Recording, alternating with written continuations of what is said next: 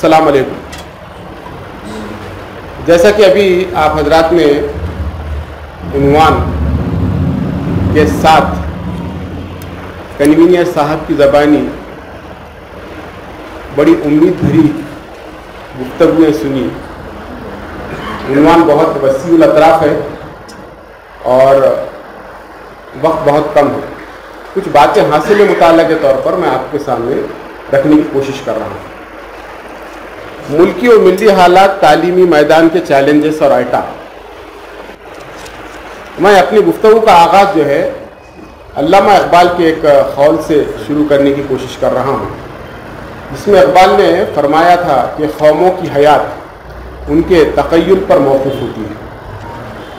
جس قوم کا جتنا بڑا ویژن ہوگا، جتنے بڑے اس کے مقاصد ہوں گے، جتنے بڑے اس کے عزائم ہوں گے، اس قوم کی ترقی کا دائرہ بھی اتنا ہی وسیع ہوگا، اتنا ہی جامع ہوگا اور اتنا ہی جو ہے ملٹی ڈائمینشنل ہوگا. اور جس قوم کے مقاصد بالکل چھوٹے ہیں، محدود ہیں، لمیٹڈ ہیں، تو اس کی ترقی کا دائرہ بھی اتنا ہی تنگ اور محدود ہوتا جاتا ہے. موجودہ جو بھارت کے حالات ہیں یا انٹرنیشنل جو حالات ہیں، اس کے تناظر میں اس وقت ہم کو جو ہے اپنے مقاصد کے دائرے کو دن بدن وسیع کرنے کی ضرورت ہے. بیدار اور زندہ قومیں مسلسل اپنے مقاصد کا دائرہ وسیع، ہماگیر اور ملٹی ڈائمینشنل کرنے کی کوشش کرتے رہتی ہیں. یہ جو تمہیدی گفتگو ہے یہ میں نے اس لیے چھیڑا کیونکہ اسلام کا جو نظام حیات ہے اس کا ایک بہت بنیادی نقطہ یہ ہے کہ انسانی زندگی کے تمام جو شعبے ہیں وہ ایک دوسرے سے انٹر کنیکٹڈ ہے. یہ ویسٹرن جو آئیڈیالوجی ہے اس نے ایک بڑی غلط فہمی یہ پھیلا دی کہ لوگ جو ہے انسانی زندگی کے شعبوں کو الگ الگ دیکھنے کے عادی ہو گئے. تعلیمی شعبے کے جو لوگ ہیں عام طور پر وہ معاشی شعبے کی طرف گہری نظر ڈالنے کے لیے تیار نہیں. معاشی شعبے کے جو لوگ ہیں وہ سیاست کی طرف جو ہے غور و فکر کرنے کے لیے تیار نہیں ہوتے. اور سیاسی شعبے کے لوگ جو ہیں وہ مذہبی تعلیمات کے بارے میں، اخلاقی تعلیمات کے بارے میں غور کرنے کے لیے تیار نہیں ہوتے.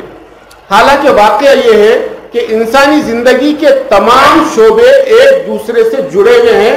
ان کو ایک دوسرے سے الگ کرنا نیئر ٹو امپاسبل ہے.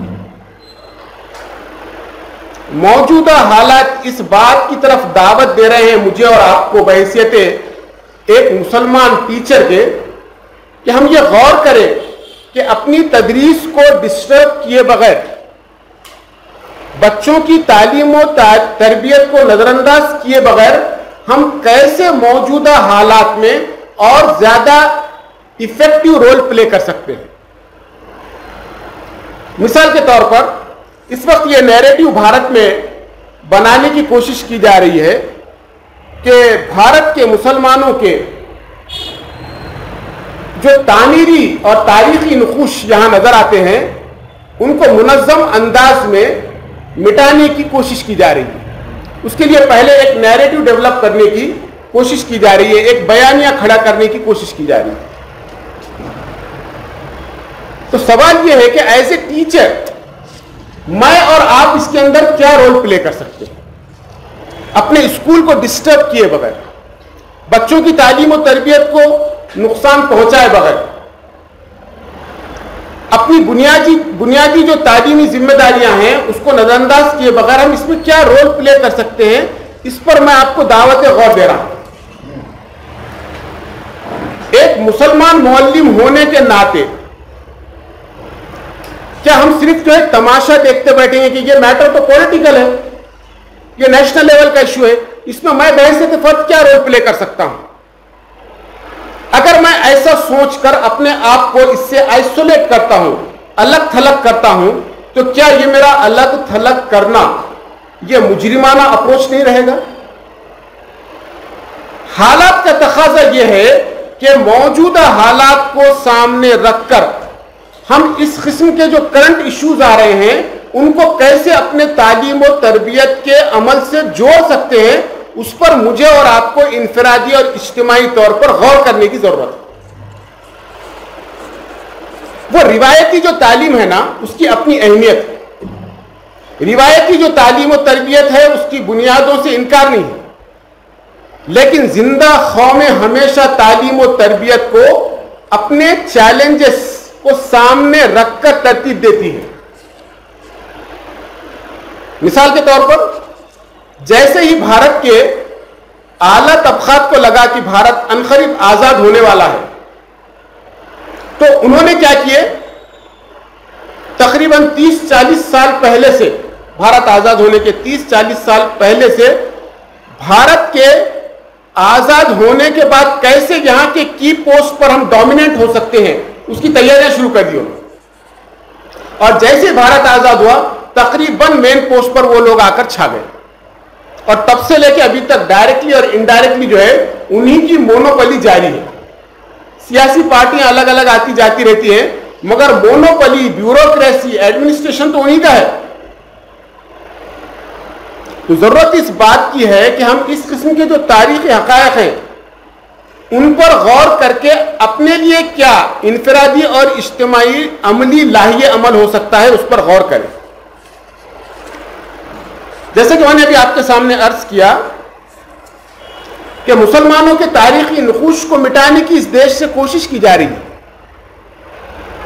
کم سے کم پریکٹیکلی اس بات کی کوشش کر سکتے ہیں, فار ایگزامپل کہ کلاس روم کے اندر ہمارے ہم بچوں کے سامنے, چاہے ہم کسی بھی سبجیکٹ کے ٹیچر ہوں, جب بھی موقع ملے یا موقع کریٹ کرے کہ مسلمانوں نے بھارت کو کیا دیا, اس پر ہم ڈسکشن کرائیں کلاس میں, اسٹاف روم میں ٹیچرز آپس میں اس پر چرچا کریں, اساتذہ برادری اس پر جو ہے ڈسکشن کر کے جو ہے جو تعمیری پہلو ہے ہمارے, جو ہمارے کنٹریبیوشنز ہے, جو ہمارے یہاں پر کارنامے ہیں, ان کو ہم جو ہے موضوع بحث بنائیں. کیا یہ ممکن نہیں ہے پریکٹیکلی؟ آپ اگر ہمارے اسٹوڈنٹس کو ہوم ورک دیں گے کہ نیٹ پر جا کر یہ کنٹینٹ ڈھونڈ کر لائیے یا یہ پوائنٹس ڈھونڈ کے لائیے کہ بھارت کے مسلمانوں نے بھارت کے ترقی میں کیا کیا رول پلے کرے ہیں, کیا کنٹریبیوشنز کیے ہیں, کیا ان کی خدمات ہیں, اس سے ریلیٹڈ ایک ایک اسٹوڈنٹ 5-5 پوائنٹس ڈھونڈ کے لائے, تو شاید 25-30-40 پوائنٹ جمع ہو جائے دوسرے دن کلاس میں آپ کے, اگر لسٹ آؤٹ کیے تو حالات مجھے اور آپ کو اس بات کی دعوت دے رہے ہیں کہ موجودہ حالات کے تناظر میں ہم اس اینگل سے بھی تعلیم و تربیت سے جڑتے ہوئے اور جڑے رہتے ہوئے اس پر غور و فکر کریں اور اس سلسلے میں کچھ عملی پیش رفت کریں. دوسرا چیلنج جو موجودہ حالات میں ہمارے سامنے ابھر کر آ رہا ہے وہ ہے مسلم طلبہ و طالبات کا جو بیس ہے, ایجوکیشنل جو بیس ہے وہ اتنا کمزور ہے کہ ہمارے بچے جو ہے ایجوکیشنل لائف میں بھی, کریئر میں بھی اور موجودہ حالات کے تناظر میں بھی کوئی بہت زیادہ جو ہے ڈیفینسیو رول ملت کے لیے پلے کرنے کے قابل نہیں ہو پا رہے.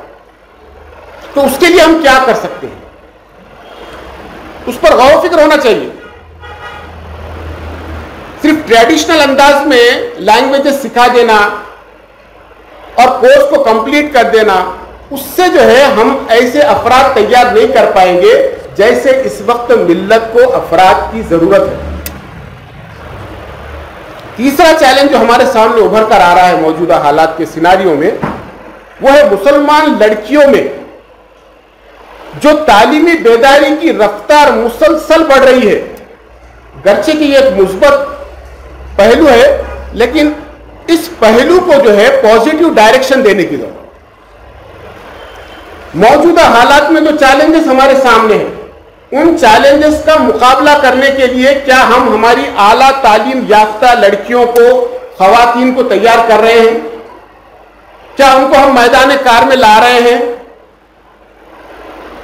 بہت دو دلی کے ساتھ ہم نے شاہین باغ کے آندولن میں ان کو میدان میں لائے تو انہوں نے کتنا بہترین پرفارم کر کے بتایا.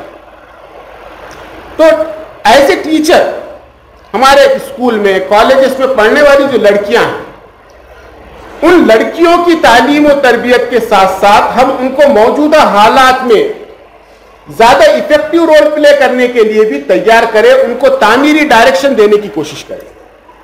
اس سلسلے میں عملی طور پہ کیا ہو سکتا ہے وہ میں آپ کو ہوم ورک دے رہا ہوں، کیونکہ اس پر تفصیلی گفتگو کرنے کا یہاں موقع نہیں ہے۔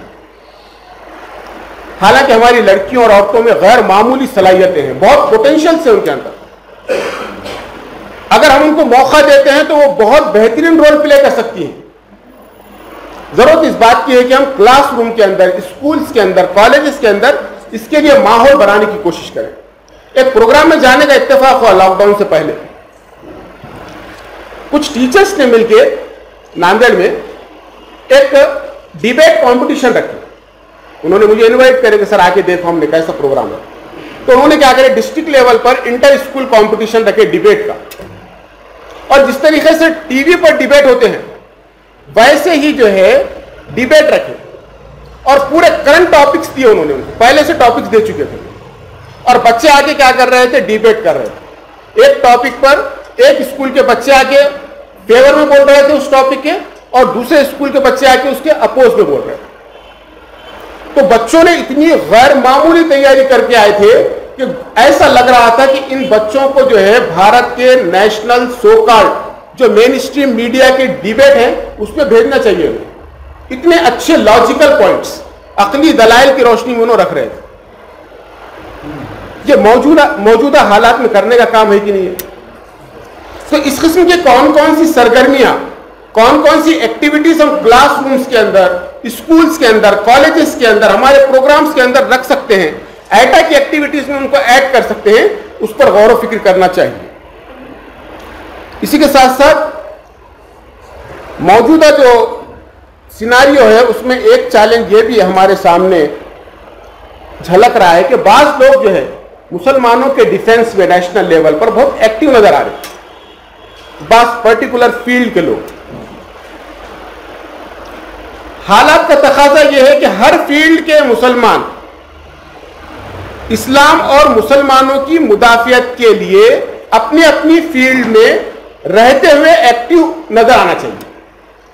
میں اور آپ ایجوکیشن فیلڈ سے جڑے ہوئے ہیں، تو ہم کو ایجوکیشنل فیلڈ کے اندر زیادہ اپنا ایکٹیویزم بڑھانے کی ضرورت ہے کہ فرقہ پرست طاقتیں کیسے جو ہے اپنے ایجنڈے کو ایجوکیشنل سسٹم میں بہت خاموشی سے، نام نہاد حکمت سے، مصلحت سے، قانون کے دائرے میں رہتے ہوئے کیسے انہوں پینیٹریٹ کر رہے ہیں، نفوذ کر رہے ہیں، اس کو ہم کیسا بریک دے سکتے ہیں، ان کے لیے ہم کیسے جو ہے مسائل کھڑے کر سکتے ہیں قانون کے دائرے میں رہتے ہوئے، اس پر غور و فکر ہونا چاہیے یا نہیں ہونا چاہیے۔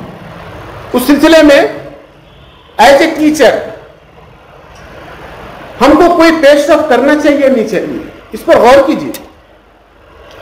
چونکہ ہمارا جو پیشہ ہے وہ دراصل الپیشہ ہے،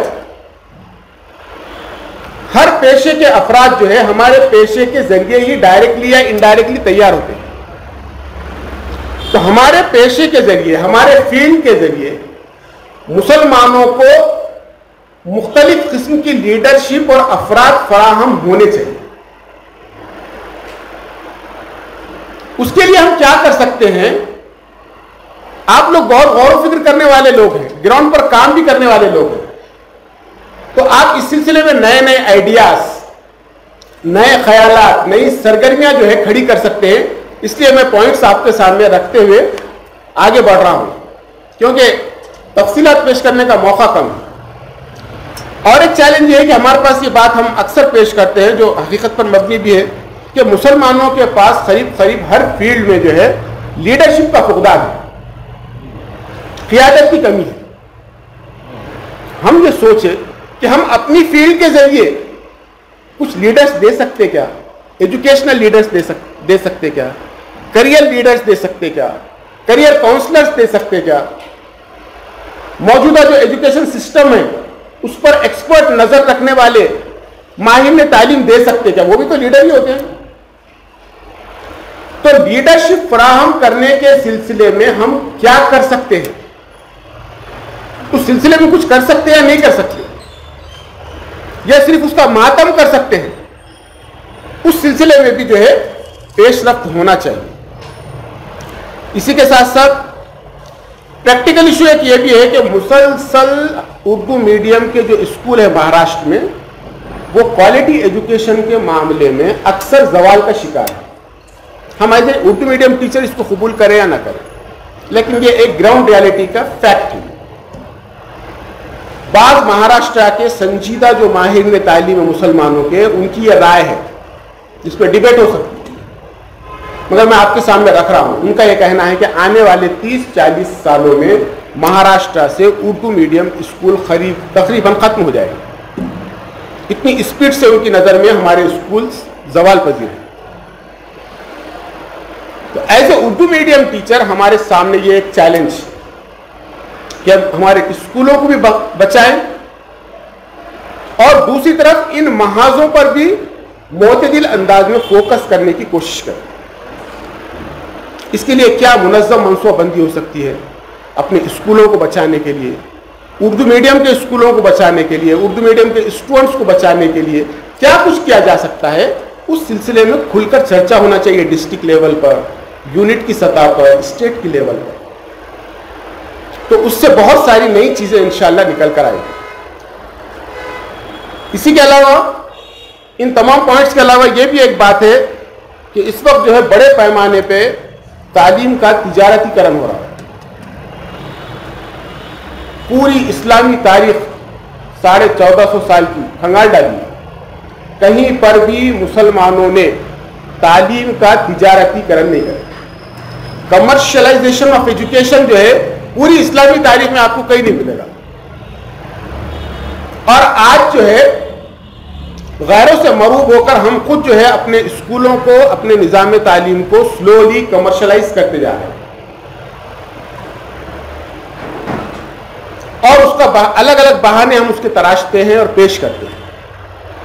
تو کمرشلائزیشن آف ایجوکیشن کا جو ایشو ہے اس پر ماحول بنانے کی ضرورت ہے.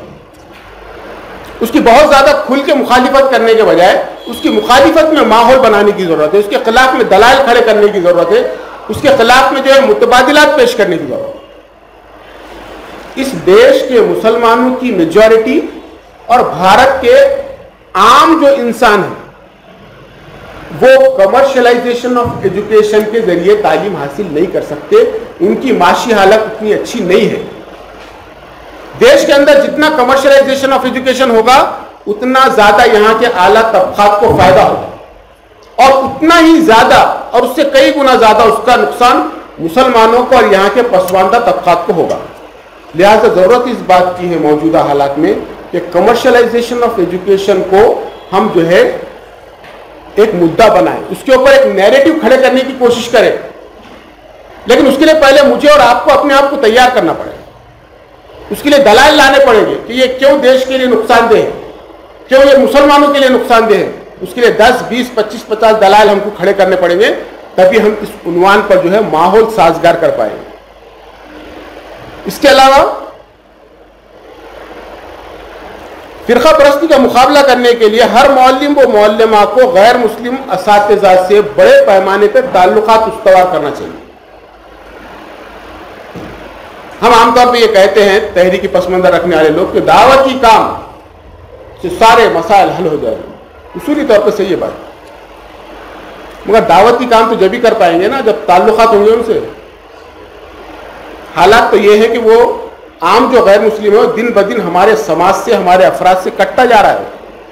پہلے ان سے تعلقات استوار کرنے کی ضرورت ہے.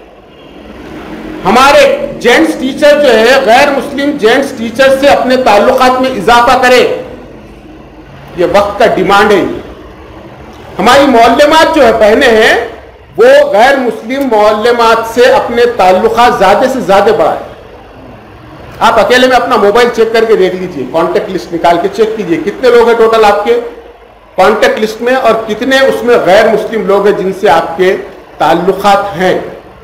آپ کو پتہ چل جائے گا کہ ہم کتنے جو ہے اس معاملے میں سوشل ہیں, ہمارا اپروچ کتنا نیشنل ہے, ہم کتنے غیر مسلموں کو قریب کرنے کی کوشش کر رہے ہیں یا ان کے قریب جانے کی کوشش کر رہے ہیں یا ان کو قریب کرنے کی کوشش کر رہے ہیں.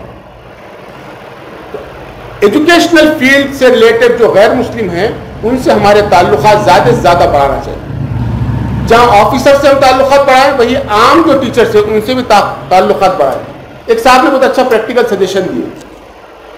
ان کا کہنا ہے کہ اردو میڈیم اسکولس میں جب بھی کوئی بڑا پروگرام ہوتا ہے, تقسیم انعامات کا پروگرام ہو یا کوئی کلچرل پروگرام ہو رہا ہے یا کوئی بھی بڑا ایونٹ ہو رہا ہے, تو اس میں غیر مسلم جو ماہر اساتذہ ہے کسی سبجیکٹ کے ان کو بلائیے ایز اے چیف گیسٹ. ہم کیا کرتے ہیں, اپنے کاؤنسلر کو بلاتے ہیں